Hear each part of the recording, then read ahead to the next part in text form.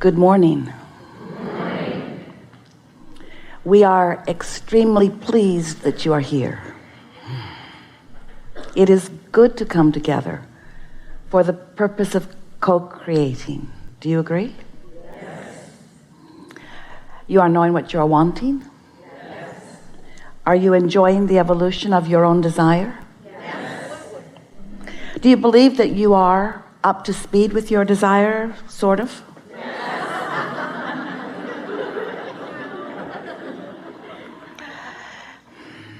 Do you like the hatching of new desire? Yes. Do you like the refinement that your life causes within you? The always asking for more? And are you at one with the idea that there will always be a new asking to which you are not quite up to speed? Do you get it? That's what eternalness is really all about. So your life is serving you well then, yes? Because it's causing frequent hatches of new desires. And so are you patient about the desire that is not manifested? Well, we don't want you to become complacent about it, but when you understand that if this time-space reality has caused you to focus a desire into being, it can be what you want to call a see it, hear it, smell it, taste it, touch it reality. In other words, it doesn't just have to be a dream that you feel good about. It can be a reality that you sleep with or park in your garage or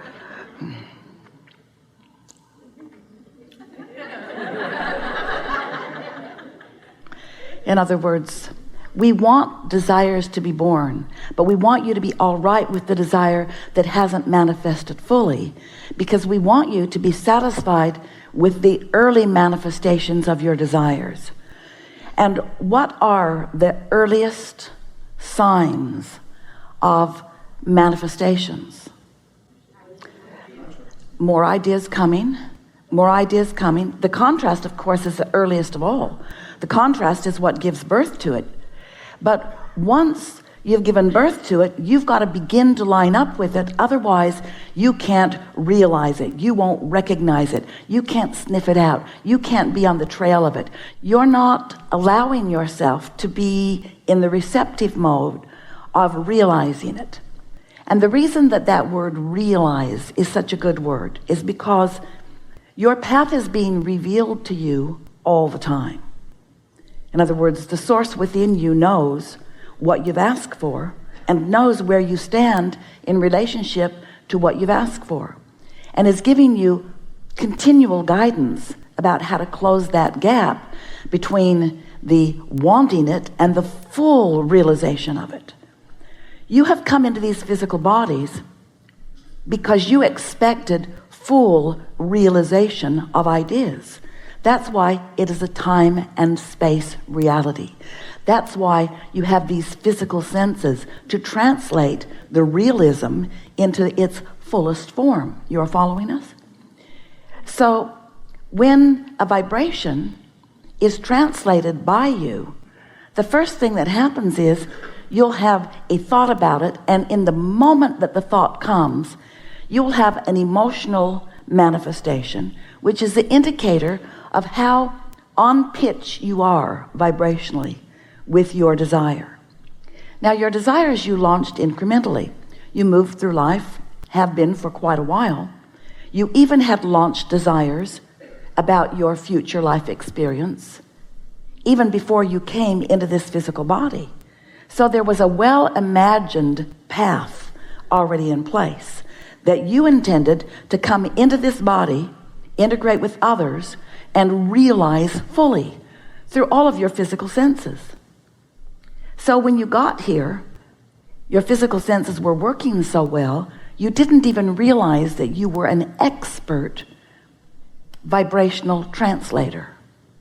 You just thought that you were seeing and hearing and smelling and tasting and touching. You didn't realize that you were translating vibration into a reality. Well, you've been banging around here for quite a long time, and there are so many people who still don't realize that this is a vibrational universe and that you are first and foremost vibrational. And because most don't realize that you are vibrational, then most try to control the environment through action, through behavior, mostly through controlling others to get others to conform to your idea of what you want. But it's really a rare person who really gets it, that you are a vibrational being who has the ability to control your vibrational output through focus. And that when you control your vibrational output, you also control what comes into you in terms of a realized life. Because the law of attraction, the most powerful law in the universe, really the one we talk about mostly, says that whatever you are vibrationally emitting is what is coming back to you. Because in your emanation, you set a vibration that equals your receiving. Now, we have not said that to you before. Do you know that you set your receptive mode by your transmission mode? What you focus on is how you focus your dial. So you can't be saying one thing and getting another. You can't be thinking one thing and getting another. You can't be feeling one thing and getting another. The universe does not hear your words. The universe is responding to your vibrational output. So, as you are offering this signal based upon what you are giving your attention to, whether it is in the past as you are remembering it, or in the present as you are observing it, or in the future as you may be imagining it, it doesn't matter. You're doing it right now. It's causing you to emit a signal now. That signal equals your point of attraction now, and the whole universe is queued up to respond to that vibration.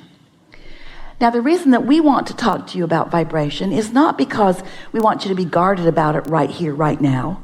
In the beginning of you listening to us, so often you would realize that you do create your own reality, and first you would say, oh, good, and then you would say, oh, no, because you realized you did not really have steady control of what you're emitting. And then some of you, as we said, you create your own reality, began going, cancel, trying to suck things back before the universe got hold of them and delivered them to you in full manifested form. But now you are beginning to realize that you have leeway, that yes, you're offering vibration about wanted and unwanted, but you stand in a stable place. And so mostly what we want you to take away from this conversation is that you can be more practiced than most of you are being. And the thing that would help you to emit the vibration, the one you want to emit, meaning the one that you want to be answered, the easiest way to do that is by caring, really caring about how you feel.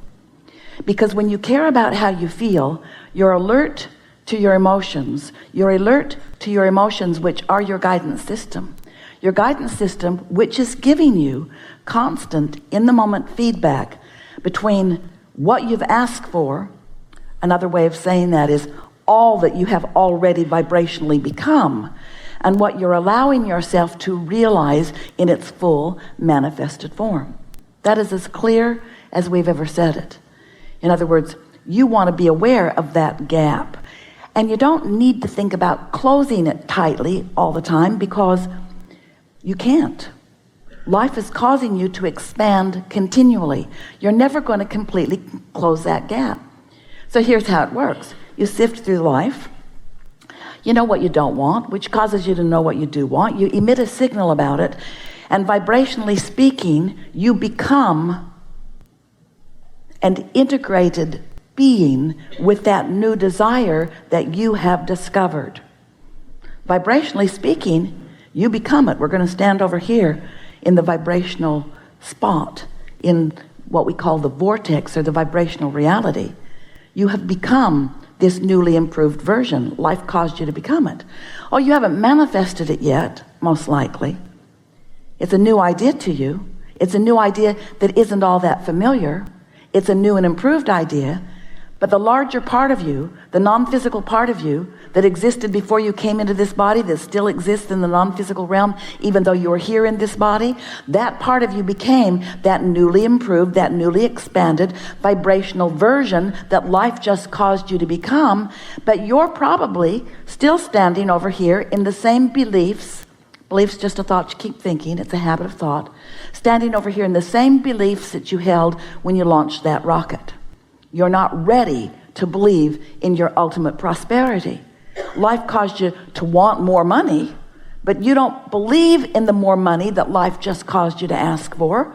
If you believed in it, it would be flowing into your experience. So we began talking about this vibrational reality. And we called it your vortex. We wrote a whole book about it, wanting you to realize, wanting you to accept that there is a vibrational version of you that you may or may not, usually not completely, be up to speed with.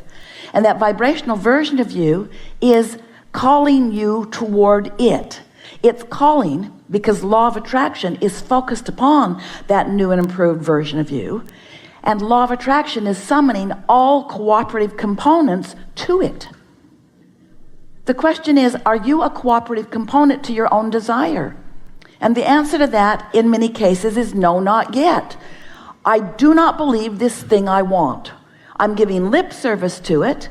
Life keeps showing me that I want it, but I am, we're speaking from your perspective, often so wrapped up in the observation of what is, because after all, I can see what is, I can hear what is, I can smell it and taste it and touch it.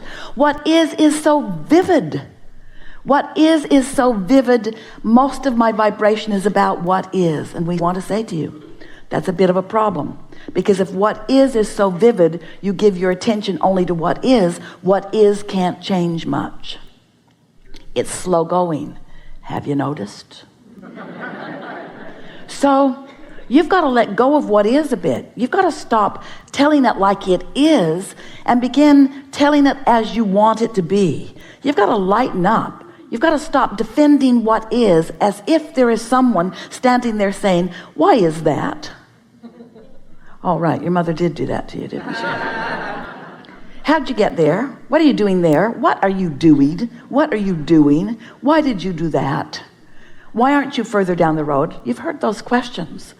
And you've developed a pattern of answering them that comes out in your personality, like defending yourself or like justifying yourself or like rationalizing.